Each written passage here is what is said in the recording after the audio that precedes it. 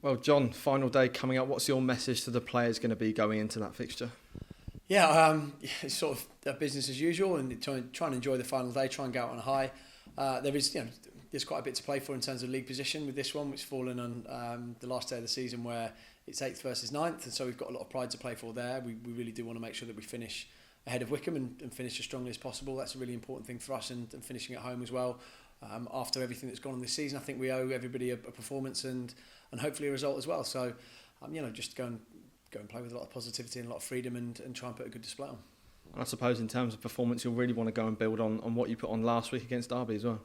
Yeah, in spells, I thought the lads were excellent, and particularly that sort of 25-30 minute spell before half time when we actually got to grips with the game. Went 1-0 up, could have been 2 or 3. And, there was just a lot of grit in the second half as well. So I think they can all build on that. There's been a lot of positivity around the club this week, and that's brilliant. It's been great to have with the awards on Tuesday night, and then just being able to come in and train and make sure that we finish the season on a high. So, yeah, we'll look to build on plenty of that as well. Yeah, like you say, a bit of positivity around the place. You obviously mentioned the awards Tuesday, and we had the sponsors down this morning as well to watch training. How nice has it been able to interact with those people around and the supporters as well? Yeah, really nice. I mean, these are the people that put a lot of money and time into the football club, and follow us up and down the country. So it's nice to have that interaction. It's nice to see. It's nice for them to, I think, have conversations with us and see where we're trying to go. And I think everybody's on the same wavelength. Everybody knows it's a big summer for us, and everyone knows that we've got high expectations going into next season, and we've got a lot of work to do to get there. So yeah, it's great. I think the vibe around the place after, I think, the disappointment of losing out on the playoffs has been really positive.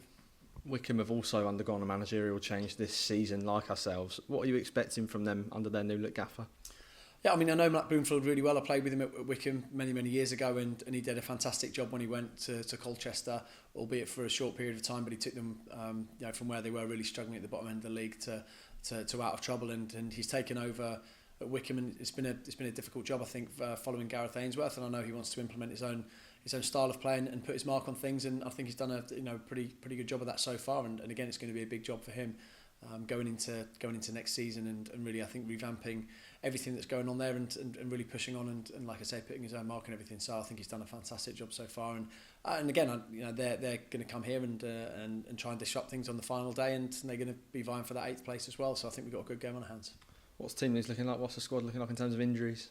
Yeah, thankfully Tom's trained this week after just picking up that knock last week. I know he's fit enough to sit on the bench, but Tom's trained. Jay's back in training as well. Denver's not showed any ill effects from the knock on the back of his knee, so we're looking like it's a relatively clean bill of health going into the game at the weekend. Probably a game too far for Zach, but he's had another full week of training under his belt, and that's a real positive.